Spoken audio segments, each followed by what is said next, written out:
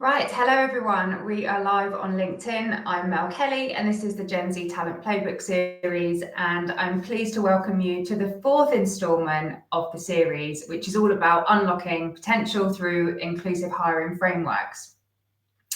So just adding my slides to the live. So I'm managing two screens, so I do kind of jump around a bit. So what are we going to be covering today? So we actually have a really jam-packed agenda today. There's a lot to talk about. So I'm going to do a quick intro to me, who I am, for those that haven't joined before, and then we'll do a recap on the last few editions of the series that we've covered. Then we're going to look at the points in your process where you can take action for a more inclusive hiring strategy. Moving on to the different biases that play a part in your decision making, what data you can use to drive the right actions and conversations, and then finally how diversity can positively impact business performance, before moving on to a summary and then next steps. So please stay with me. Also, please do interact in the comment section. If you have any thoughts during the live, I'd love to hear them in the comments. I'll do my best to keep an eye on the comments as well as present and read my notes and all of that stuff as well. So who am I and why should you take time to listen to me? So I'm Mel Kelly. I've been in talent acquisition for 15 years now. And I recently set up my own business called MK Talent Advisory, which is all about partnering with in-house teams to create and innovate recruitment solutions that are forward-thinking in their structure. So I set this up after leaving PwC, where I was for 6.5 years. So I was a senior TA leader for quite a few years, but then I also spent 2 years working as a consultant client side, advising FTSE 100 clients on their recruitment strategies that were undergoing mergers or acquisitions. So that was a very unique experience, but one I truly valued. And just like everyone else, I did fall into recruitment, but I've had a really successful career in leadership and advisory roles, helping my clients internally and externally to achieve their goals within talent acquisition. I've got a genuine interest in TA. I'm also a very curious and nosy person in general, and so I'm always looking for ways to do things a little bit differently, as well as challenge why we do the things the way we do them. And I truly believe that people should be at the heart of recruitment, and that it shouldn't be a purely transactional function. And then lastly, I'm an advocate, a champion, a cheerleader for all things inclusion and diversity. Over the years, I've driven several DE&I recruitment strategies. And so I'm in a great position to deliver the session to you today, because this is coming from lived experience. I've lived through the challenges, I have had the pushbacks, and so this session today really is about how I can use that experience and help you to kind of get great inclusive strategies in your hiring practices.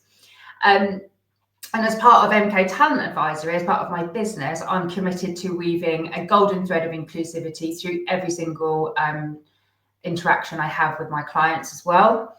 And for those that haven't joined before, so the reason why I wanted to focus on Gen Z is basically we've got millions of Gen Z workers in our workforces already. And by 2030, there's going to be approximately 51 million globally. So just like we've done for boomers, just like we've done for Gen X and us millennials, we need to understand what attracts them into our businesses and what's important to them so that we can adapt our approach accordingly.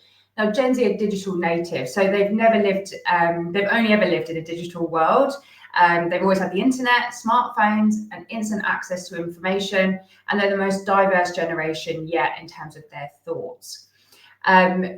Inclusion, fairness, and meaningful work are really at the heart of their values, and their expectation on employers are to have seamlessly integrated technology, to be AI enabled, along with authentic employer branding and a genuine culture of flexibility and individuality. So it sounds like a lot that they're asking for, but no more than what we've asked for in our own generations. And within TA, we've got a really unique opportunity to really make a difference, because recruitment is the first window into your organisation. So let's not underestimate the impact that we can have on our prospective candidates in business success or recruitment success within our roles in TA. So as I say, today is about inclusive hiring practices. And whilst the rest of my series has been really focused on Gen Z and adapting things to suit them, this session is very much about driving holistic, inclusive strategies for anybody that's entering into your recruitment process. So this is going to be much more of a broad topic today. So what have we covered so far? So we've had the following 3 topics already. So the first one was unlocking recruitment trends, and the next one was optimizing recruitment and data-driven strategies, which were my 2 lives. And then last week I released an article about Gen Z experience crafting a tailored candidate journey. So all of those are available on my LinkedIn. The article is a newsletter within my newsletter, so you can sign up to that to get more interesting information around talent. But to move on and recap these sessions really quickly. So in episode 1, we looked at the recruitment trends that you need to know. So this session was focused on what you could expect from 2025 across the recruitment landscape, such as technology, AI, skills-first organisations, the rise in demand for diversity, equity, inclusion and belonging, the B's been added. And basically, lots of different things that are coming out that if we look at the wants, needs and desires of the Gen Z profile, then looking at those trends and that profile, we can create strategies that will attract and retain that particular workforce or the workforce of the future. In episode 2, we looked at the recruitment process end to end. So we highlighted where your hidden opportunities are to optimize your recruitment process by using recruitment data and the Gen Z profile to understand where you might be falling down in your process and identify where you can strengthen your process to align with what Gen Z want. So in this one, we highlighted, that if you're not in your data, that you could be throwing money at the wrong source, you could be fishing in the wrong pools, you could be experiencing bottlenecks and not knowing why. Losing candidate at different stages, and basically just doing the same thing over and over and getting a low return on your investment and ultimately a poor candidate experience. So those were the first 2 sessions. And then, as I mentioned, the article came out last week, and this was all about the candidate journey. So what we did in this one is take this little person here, candidate X, we called them, through a typical candidate journey. And what we did was highlight where you have the opportunity to engage and how you do that, and how you create a meaningful journey. We identify the different touch points, or as I like to call it, the moments that matter, from attraction to offer and onboarding. And ultimately, if you don't create a personal value-driven process, someone else will. You'll end up with offers being rejected and candidates dropping out of the process while your competitors reap the rewards, which none of us want, obviously. So I'm recapping here just to show you how we're starting to layer the process in attracting Gen Z, or layering a process to create the best possible recruitment journey. And the next part, the inclusive hiring, is very much a continuation of that layering. And so let's just jump in, and then I can show you how we can drive better hiring within our processes. Great. So what we've got here is I've used the same process structure that I used in my data-driven strategy session, because I think this is actually a really good way to kind of pinpoint the areas where you can make an impact and what actions you can take to be more inclusive within your process. So we've got quite a few to get through, so do bear with me. And as I say, if you've got any comments, pop them in the chat. I think I can see it on StreamYard because we stream from LinkedIn onto StreamYard. So if I don't respond, it's more likely that I haven't seen them. So we start on our journey in the application and attraction section, because this is where we begin to kind of impact diversity and inclusion within our process. And if we start with job intake, so even this conversation is where we start to play an active role in how we approach inclusion and demonstrate the right behaviours. So if you think about how you currently take in a new job from a hiring manager, you want to start thinking about, like, what are you discussing in that conversation? So are you looking at skills, the person, or what skills are you looking at? What's the person spec conversation? What are the routes to market and the process that you agree? Now, within this conversation, this really sets the foundation for your recruitment journey and whether or not you're starting from a place of inclusivity, or whether you're already allowing bias and possible discrimination to kind of creep into that process. So think about when you say to a hiring manager, okay, well, what school, or, what are the qualifications for the role? And they might come back saying, if they went to a Russell Group uni, that would be great. If they have this particular experience with this company, then I'd really prefer that. Or they might talk about the personal attributes of the predecessor that's currently in the role. And what we're doing here is we're kind of building a profile based on a lot of bias, and not kind of looking at the professional skills and the requirements for the role.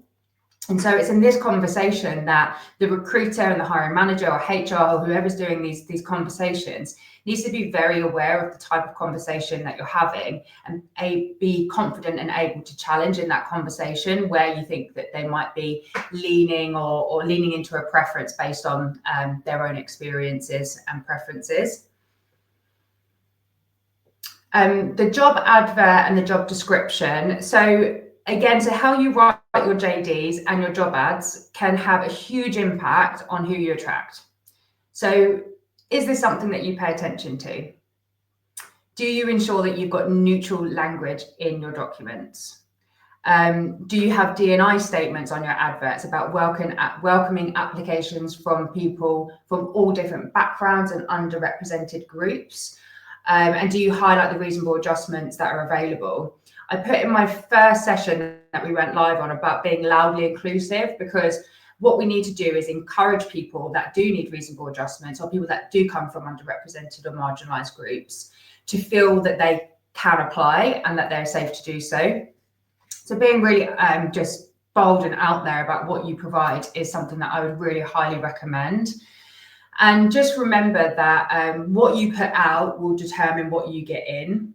So when we're thinking about our job descriptions, if you're asking for the best in class or the highest caliber of candidate, you need to think about whether or not you're discounting people, whether people will discount themselves from that process just based on the language that you're using. So would someone from a low socioeconomic background describe themselves as the highest of caliber or the best in class? Maybe not, because that isn't the experience that they've had in their lives. Similarly, when you think about females who need to typically want to achieve at least 80% of a job description before they apply, really think about what you're putting into your job ads, because are you advertising what you really need, or is this just a wish list for a unicorn? Challenge yourself to think about that. So again, with advertising platforms, you need to have variety in the advertising platforms that you use, because if you just keep getting the same results, but you keep advertising in the same place, you're never going to make positive change. So I'd challenge you or encourage you to look at what your go-to-market strategy is. And outside of your traditional platforms, how else do you engage with different communities and diverse talent pools? Do you work with social enterprises, and do you work with different communities that represent underrepresented groups? And if not, why not? Do your research, have a look and see what's out there for you to start building some meaningful relationships with, if that is a true core part of what you're trying to achieve within your inclusivity efforts. Websites and social. So this bit is really important, that you're being authentic and that you're being true to who you are, and that you're not being too aspirational in how you talk about your business. And I've got a session in 2 weeks about employer branding, and I'm going to talk about this in more detail, but we need to make sure that we are being true to, what is your current culture all about? What are your diversity and inclusion initiatives? And if you're not quite where you want to be, it's okay to be aspirational, but that can't form the main part of your messaging and communication out to market. We need to be authentic here.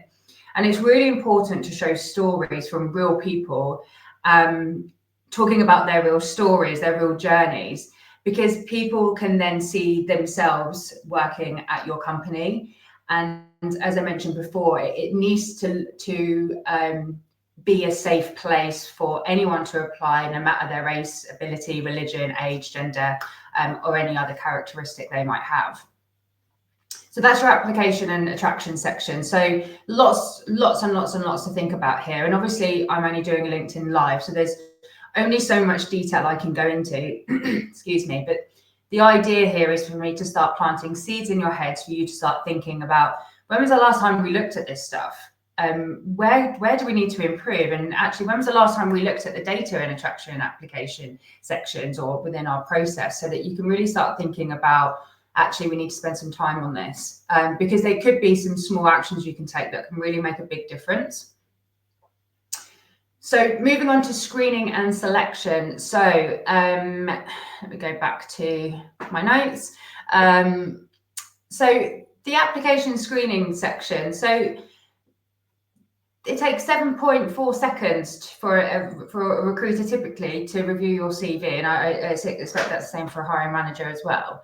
So it's really important that you've got well-trained recruiters in inclusive hiring, and what does it mean? And it's really important that they're aware of their own bias and their unconscious bias, or at least aware they have one or have it, because when you're aware of something, then obviously you can make steps to challenge it. And it's really important that we highlight this. And I have got a section on bias coming up, so I won't spend too much time here on it. But things like name bias is a huge one. So when we look at CVs, you know, if I think about me in my recruiter days, you might go name, quick scan of their profile, what companies did they work at, what are some of the achievements, education done. That isn't the right way to kind of review CVs, but you can see, if you're especially in your volume role and it takes 7 seconds, then some of the things that you're pulling out here are actually probably some of the key things that create more bias, rather than taking an objective review based on the person's individual merit, rather than your own bias and unconscious bias that's coming into play. So we need to really start focusing on the actual skills within their CVs. What achievements have they had? What is their potential? What's their transferable skills? The other thing around application screening is that there's a lot of technology now that can redact names and other personal information that can kind of lessen the amount of bias that you have in your process. So I've got lots of different technology providers that I actually work with who can give more information on this, but it is available out there, and it's really important, you know, if you've got the budget and you've got the desire and the motivation, that you look into doing something like that. But then we move on to hiring manager review, and the same goes for the hiring manager community as it does for recruitment. So we need the hiring managers to be well trained in inclusive hiring. Some of the stuff that you can think about in this part is that the recruiter can do the best they can to be as objective as possible, and we need the hiring manager to do the same. But if you've got the same one person screening every CV that comes through, you're not going to get diversity of thought. You're not going to have a different type of candidate coming through your process, because guess what? The same person with the same thoughts and bias and preferences is choosing who goes through that process. And so it's really important that you've got a selection of people that review your CVs. And if you do notice patterns in the types of people that are coming through, is finding the right time to have that, or the right words to have the right conversation to challenge maybe what you're seeing in the patterns that are coming through. And that confidence thing is something that I just want to take a minute to note, because it's a problem that I've seen in my position as a recruiter, as a position as a leader in my team, where you're seeing poor behaviours coming from a hiring manager, and the recruiter wants to escalate in a perceived issue, or wants to push back on the hiring manager, but because maybe they're bringing their mate into the interview process in front of a more qualified candidate. And it can be really tricky to manage for the people involved, because the recruiter is wanting to manage the relationship with their hiring manager and stakeholder. There could be a seniority issue. So you might have someone that's very senior and the recruiter doesn't want to push back, and they see them as just an admin person who's just, sending CVs. And so what they say goes. And what I found here, the best way to kind of tackle that is for you to have a really clear escalation process within your business, whether that's a senior person in recruitment, and then that goes to HR, or it goes to a partner in who is championing for recruitment. Because what you need to be able to do is escalate where you're seeing bad behaviours. Otherwise, it kind of boils down to the recruiter or the hiring manager, depending which way the bad behaviour is, in trying to resolve that. And when there isn't a clear route of escalation, without the fear of consequences or backlash on someone raising it, it can just breed more bad behaviour. And so that is a call out just for, every day, what I've seen and what I think is the best way forward to kind of stamp out that stuff. Next up is interviews. So representation at interview is really important. So if in the attraction and application section, you're promoting everything about your culture being inclusive, then if a candidate then gets to your interview process and they've got just one white male in the room, for example, that's not kind of showing the diversity within your firm. And so I think it's really important that we try to make sure that we've got diversity of thought as well, not just about gender and race, but the diversity of thought, and also having two different perspectives at an interview, and someone that someone can see themselves in. Now, that's not only for the candidate's perspective of seeing and feeling the diversity within the business, but also for the, I've completely lost my train of thought. So yeah, so we have, sorry, I've completely lost my train of thought. So you've got diversity in the interview is really important. The other thing is, the risk around that. So if you've only got one person interviewing, and you then, as a candidate, want to challenge a decision that's been made, the interviewer only has there's only one interviewer with one set of notes, and then you've got a candidate with one set of notes. So basically that means that there's a lot of risk there, because you've got he said, she said environment. You've got a subject access request, which happens a lot, where someone can request access to all of their records. And so having a strength in interviews, panels, and also in the feedback that gets provided, then you're kind of minimizing the risk that you've got. The other thing around feedback and notes is where you hold those notes, and just making sure that you're GDPR compliant in that as well. That's nothing to do with inclusivity. That's just making sure that if you have multiple people involved in interviews, that you've got one secure place to put your notes. And then moving on to the offer and onboarding section. So the fair pay section of this is really important, and I've put transparency and fair play in line with each other. That's not a formatting problem. It's because we need to be really transparent around how we structure our compensation packages. And the recruiters who are managing that conversation usually, or the hiring managers, or whoever's involved, we need to just be really transparent about how we get to the number. A lot of companies will base the salary offered based on what they were on before. So it might be, well, Mel was on 50k in her last role, so we'll just give her 55, and then she's had a nice bump. But actually, that isn't representative of maybe my value and the role in question. And also, what's the benchmarking process within internal candidates? What do they do to be in line with market trends? have transparency around your salary grades, your bandings that you might have, because this just helps a candidate to understand the way in which you reach that salary that you're going to offer. And obviously you've got gender pay gap reporting as well, which is available for people to review, I think, if you've got 250 or more employees. And so it's just really important that we're highlighting how we are fair within our salaries. And then we look at working structure. It might not be the clearest title, but basically here's what I'm talking about is when you're in an interview process and the candidate is saying, I need flexibility because I'm a mum or a dad, or I'm a caregiver, or whatever the situation is. And during that process, the company is saying, yeah, they're really inclusive, etc. But then actually, when it comes to it, they're like, oh, we can't actually give you the days that you wanted, or actually it's 4 days a week in the office, and that's our version of hybrid. And sometimes, this can happen, and then offers fall through because of it.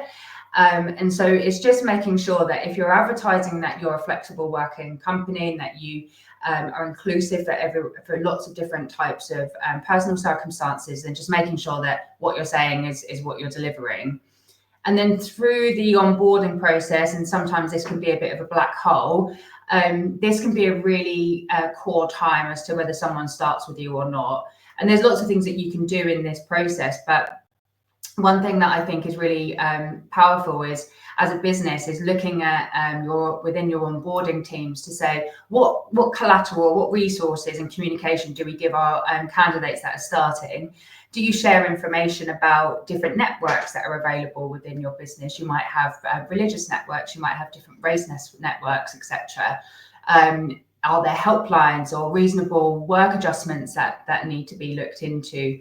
And I think just having someone that is talking to that person during this period and creating that environment for open communication and personalization is really key. And that person going from offer to actually starting on the day, onboarding doesn't have to be a bunch of compliance tasks to complete. So that's the process influence. So I've rambled through quite a lot there, and getting a bit tongue-tied because there's a lot to get through in this section, and things that I want to highlight to you, which are really important. But you can do all of this stuff, but if you don't have collaborative advocacy within your process or within your company, then you're never really going to move the dial here. It has to be collaborative across the board. And this is something that I've experienced myself when setting up the diversity and inclusion in recruitment workstream at PwC. Was we had some great initiatives, and we made great strides moving forwards. But if you don't have the buy-in from senior leadership, from hiring managers, from HR or your DE&I counterparts, and from those all in recruitment, then a lot of these initiatives can just kind of go nowhere. Or you can set up the best possible side in recruitment, but if the other parts of the dependent teams aren't following this, then it kind of just lets it all down. And so I've seen this, happen in real life of, one part of this being fulfilled, but if it isn't all fulfilled, then you're going to face the same challenges over and over again. And so it's really important that you've got a really good structure of champions and advocates who can kind of deliver, people-focused strategies. So it's just another call out for practical things to do as well. The next thing we've got here is all around bias. So this is not a definitive list of the different bias that are available or not available, that are present, in life in general, but these are things that come up particularly within recruitment. Now, I'm not going to go through every single one because of timing, but these are things that we need to be really, really conscious of. And so we all have unconscious bias. This is an implicit preference or aversion towards a person or group that affects our behavior without our awareness.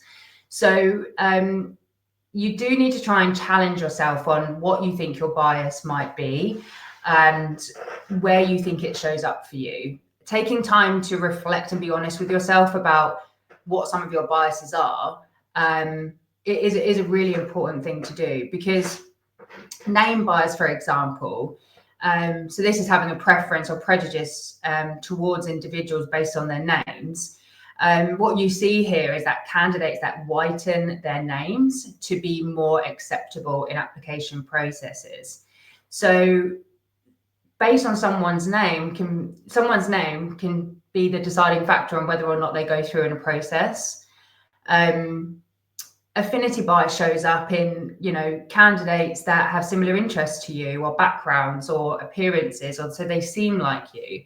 So a hiring manager or recruiter might go, oh, they're interested in this or that, and that's like me. And so immediately I feel like I've got an affinity with them. And so that kind of sways you. And on that same kind of line, the affinity bias and halo effect are very similar, because what you can do is kind of take one trait from someone and then attribute loads of other traits with them that you assume go with that. So if I show up and I'm really smiley in my interview, then you'll be like, oh, Mel was such a smiley candidate, and that must mean that she's also really kind and thoughtful, and she's going to fit into the team, even though I've given them no evidence of that. I've just been smiley. Whereas someone else might come in, and this is the horn effect, who isn't particularly smiley, but has a very different skill set to me. But based on that, they might say, well, they didn't smile and make eye contact, and therefore they're not going to be engaging, and then we're not going to be able to build relationships. And stuff like this shows up in interviews all the time. And so it is really important that you familiarize yourself with the different bias that can come up in a process. And try and create an environment with the people that you're in these processes with, where you can have these open and honest conversations. It's okay to challenge someone, but this is the great thing if you've got two interviewers, which was the bit that I was struggling to get out of my mouth earlier, because if you have two interviewers as well, then you can challenge each other on the different bias that you might feel is coming up, or different questions and answers that you might perceive differently based on your lived experiences. And so again, it's really important to do this, and there's lots of training that's available in bias and how to manage it. But for me, I would recommend, having those honest conversations with yourself and then thinking about how you can challenge it. So data and positive action. So I wanted to talk about this because I think it's very important. I think there's some confusion around what is positive action versus positive discrimination, and also in companies, some have targets, diversity targets, some have quotas. And the first section around external market data is having a really good handle on your market information is really, really key, because your business might say, okay, your target is to hire 60% females in technology, for example. Now, that's fine at a certain grade. So it could be at senior manager, we want 60% hires here. That's great. Thank you for that target. But if you're not clear on what data is available in your external market against the skills and the diversity kind of intersection, then you could be being set impossible targets, because you don't know what is available within that skill in terms of diversity of people. So the thing that you can do though, so if you identify that there isn't enough women in tech to achieve that, then a positive action initiative could be something like Women in Tech, which you see everywhere now, where people are really trying to drive more women into technology to fill the skills gaps. And there's plenty of examples of these, but it's more important for you to use that data to say, well, okay, we don't have the skills now, but how can we create them for the future? And that's a positive action to take. The internal diversity data, you've got a wealth of data points within your recruitment process. And this can really help indicate where you might have problems in your recruitment process. This can help to drive training and workshops in inclusive hiring, and can also help to trigger a review of your process. So what's the difference between positive action and positive discrimination? So taking positive action is the best way to enhance your inclusion strategies. So through the right approach, you can broaden your talent pools. So this is working with social enterprises or minority initiatives and skills development programs that help to upskill individuals where you might have a shortfall. So again, just like the Women in Tech example, it might be women in leadership programs. You can see what I've done here is that I'm mainly focused on women because that's me. But the positive discrimination section, and this is where people fall into this, is favouring prospective employees from a protected characteristic is unlawful. And this is where quotas, I think, can drive bad behaviour, because it's pushing people to request things as all female shortlists. That is positive discrimination, and because what we're doing is we are targeting a protected characteristic such as gender. And so what we should be focusing on to drive positive action is doing more of the examples I've given before. Do more in women in tech, do more in women in leadership, take more positive action that drive diversity naturally into your business, not asking for 50% ethnic minority shortlist or anything like that. It applies to everything. And I think people think that they're taking the right action to say, well, I'm trying to get more diversity in my shortlist and within my process, but what you're actually doing is unlawful, and we need to focus on positive action. So if anyone wants to discuss positive action that you can do in recruitment, then please do let me know. And then if all of everything that I've spoken about isn't enough to make you realise that diversity and inclusion is so important, then here's some stats on what diversity in your organisation can do for business performance. Now, I'm not going to read all of them. Basically, you're going to outperform less diverse companies than your own if you are more diverse. That's in attracting candidates, that's retaining people, that's achieving higher revenue, that's being able to enter into new markets. The list goes on, and you just have to Google it to see the positives of diversity. But I'd like to think of it as not so much as data focused, but individual focused. But if you need buy-in and you need something to kind of drive a proposal, then here's your stats to say this is why we need to do it, not only for our culture and our people, but also for business performance. So have a look at those.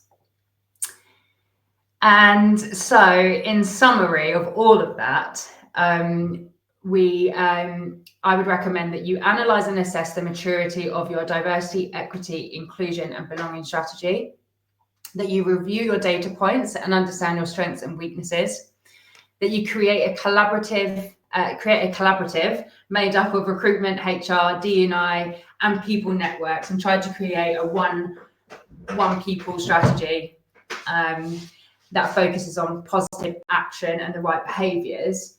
Advocacy programs and champions within your businesses are really important. Create governance, accountability through roles and responsibilities for those involved in the recruitment process. Implement training and workshops to ensure continuous learning and development, and then educate yourself and be honest and take time for reflections and create an environment of integrity and openness to talk about the difficult things. And also, it's okay if you are not completely there yet, if you're starting to make the changes now.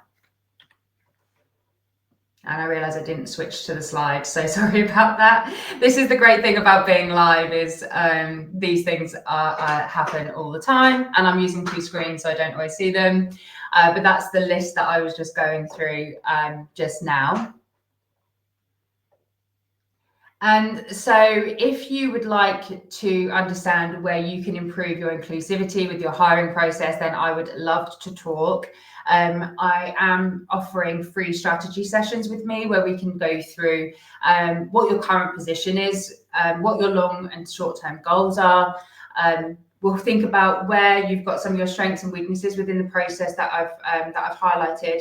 And then what I'll do is just give you some of my recommended next steps that can really help to drive your hiring strategy. And there's no obligation to buy anything from me. This is just a subject that I'm incredibly passionate about, and that I think it's super important that all companies are really taking the time to focus on their inclusive strategy and hiring practices. So please reach out. All you need to do is DM me and let me know that you want to talk, and we can set up a session to do that.